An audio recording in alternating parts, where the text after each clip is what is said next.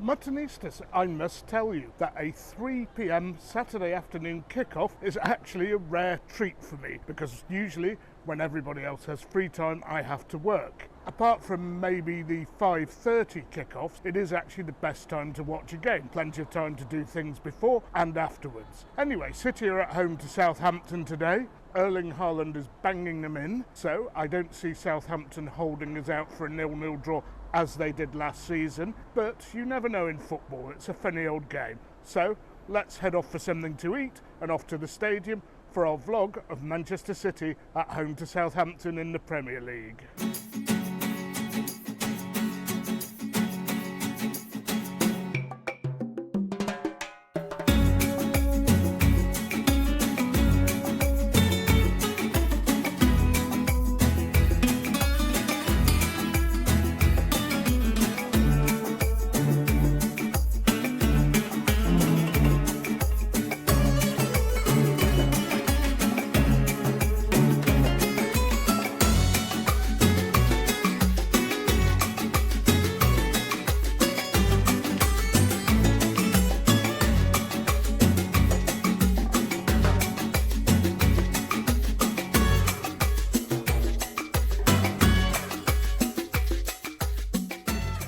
So I don't have much time today, I'm running it a little bit fine, so I'm going to have something very traditional pre-match, pie, mash and ale. And a place that has caught my attention for very fancy pies is the Pie and Ale Beer Hall. So let's go and see whether what I've read on the internet stands up to what they actually serve up.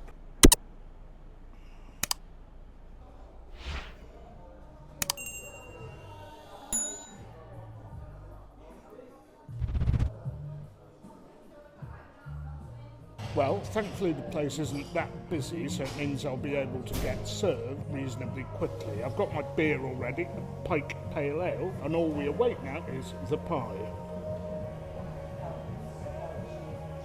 And even before I start eating, I've got time to bring you the team news. It's just after 2, that close to game time, but our man Erling is playing. Mahrez plays as well, as does Foden. I think that lineup is too much for Southampton, but as I said, you never know.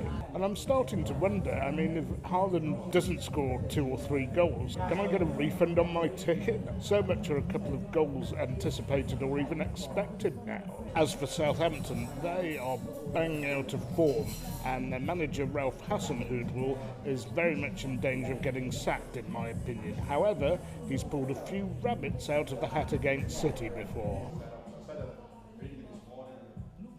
The food has arrived, and well, what a porky affair this pie is. Wild boar and chorizo pie with mash and gravy, and pigs in blankets on top. For those who don't know what they are sausages wrapped in bacon. I'm going to have to eat this pretty quickly now to make sure I get to the match on time. Now this is something I don't normally eat except on match days, so you might call it a very popular style of food, but for me, quite a rare treat. Oh yeah.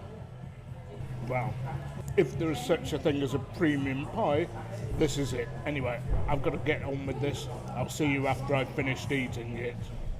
Well, Muttonistas, that was a fantastic pie. A little bit on the pricey side when you add the pint in, about 19 quid, although I did have an extra topping. And I've had to take a taxi or an Uber now because it's too close to the match for me to take the tram, but it will get us there on time, I'm pretty sure. And of course, the other thing I'd say is that I will go back to Pie and Ale pre-match on another occasion and try a different pie, especially as the choice of pies was incredible. I mean, you have to spend 15 minutes nearly reading the menu. Well, no, maybe not 15, but a good 5, I think, at least. And some of you might ask, well, why don't you go drinking and eating around the ground?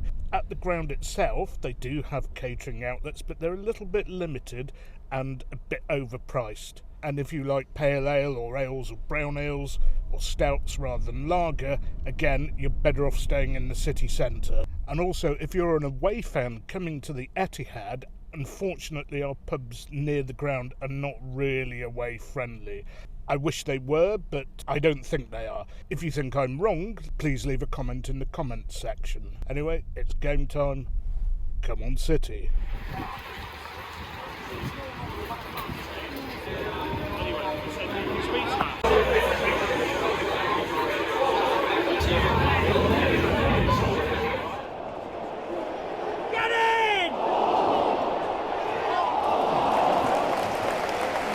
Well, after all that, just about got here for kick-off, had to run up the stairs. And I tell you what, if Hassan Hootel gets a point out of this game for the third time in a row, he is a miracle worker. And I'm glad to see friendly faces just behind me who are featuring nearly all of my videos.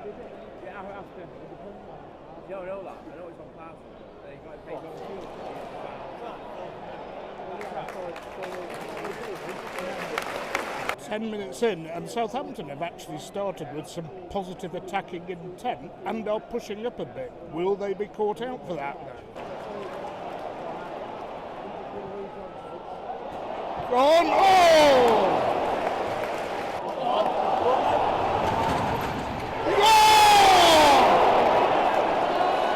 So close, and that is the risk that Southampton are taking with this bold strategy.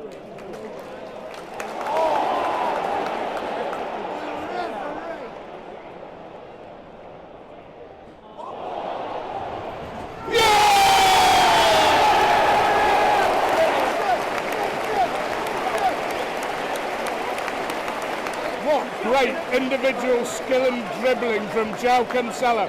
You wouldn't think he were a defender, would you? 1-0 City.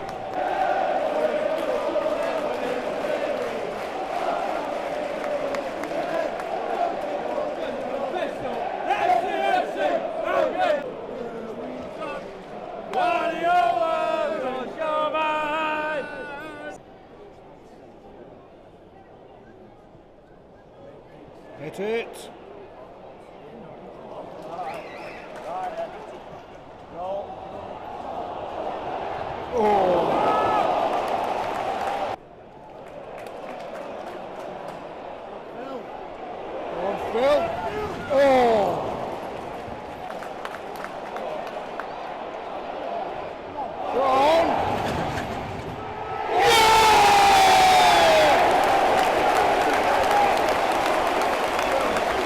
Well, Southampton were pushing up again. Quick turnover in midfield. They couldn't deal with Kevin De Bruyne's driving run and another exquisite assist and a great finish from Phil Foden. 2-0. Don't see Southampton coming back from this.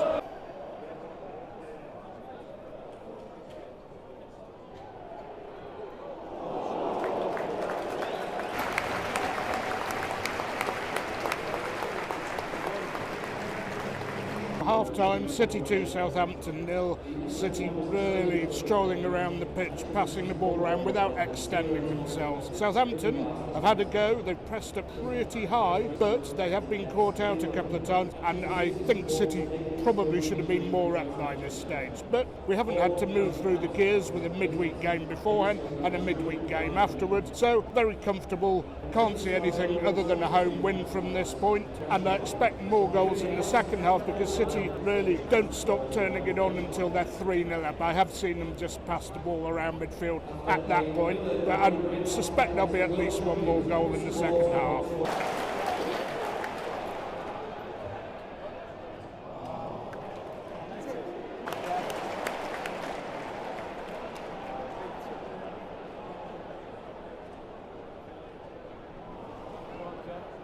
And that is what constantly frustrates me about Mahrez. Yeah!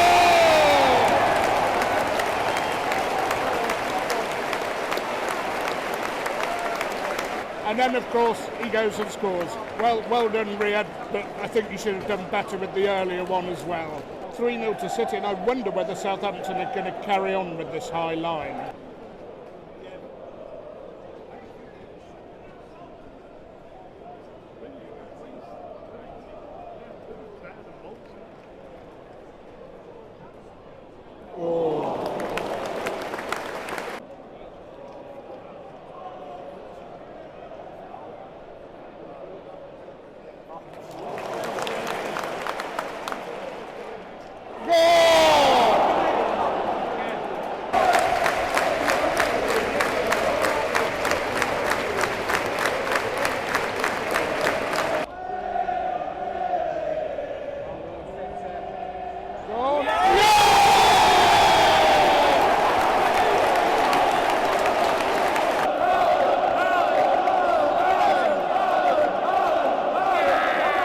There's some great work down the left. Kevin De Bruyne got the assist to the assist. Didn't see who quite got the assist, but what I did see clearly is that Erling Haaland bagged another. A game without Haaland scoring a goal, it's like a pie without a filling.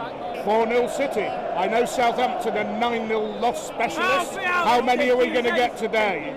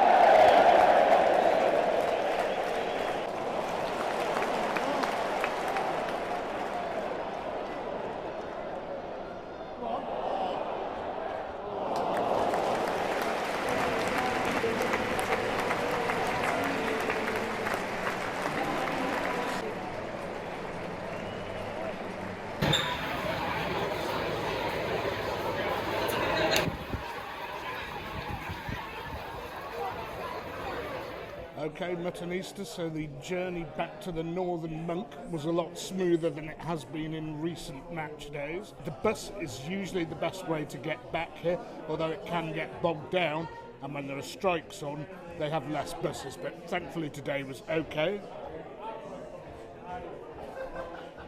And so what to say about the match? Well, I thought that was as routine a win as you can get. Fair play to Southampton, they had a right go pushing men forward, trying a high line and a press, and they did actually force a few turnovers, particularly in the first half and then again at the end of the second half when half our team had changed. But whenever one dribbled past their presses or got past their press, Southampton were in trouble, and City honestly could have had 4 or 5 at half time. What I didn't spot when I saw the lineups was how experimental the defence was. Not vastly experimental, but with Akanji playing at right back, I actually expected Gomez to start, but he didn't, and Akanji has slotted in like a dream. You'd have thought he'd have been playing with us for about 2 years, the way he's seamlessly fitted into the back four. Goals for Foden, Cancelo, Mahrez, and eventually Erling Haaland. I mean, you couldn't have a game without him getting on the score sheet, could you? Cancelo, in particular, I thought had a very good game. And Haaland did actually make some great runs, which you might not have noticed, that freed up other players such as Foden into great scoring positions. Now Mahrez, I'm still not sold on him. Just before he scored, he wasted the most enormous opportunity where he could have squared the ball or shot better, and instead took a bad shot. Okay, didn't matter in this game, but at the business end of the season, as we saw last year, these things can hurt, they can cost badly. So, not much to add further to that. 4-0 to City, stroll in the park. Next game coming up, away in Copenhagen. I hope to see you for that. And in the meantime, keep liking, keep sharing, keep subscribing, and most of all, don't forget, you can't beat a bit of mutton.